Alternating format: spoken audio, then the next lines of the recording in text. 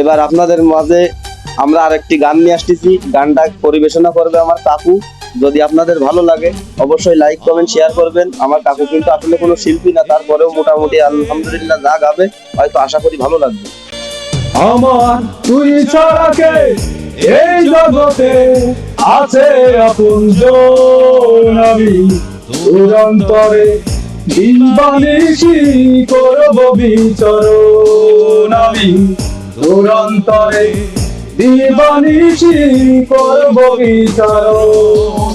আমার তুই ছাড়া কে এই জগতে আছে আপনজন, আমি তোর অন্তরে দিবানিশি করব বিচরণ, আমি তোর অন্তরে দিবানিশি করব বিচরণ।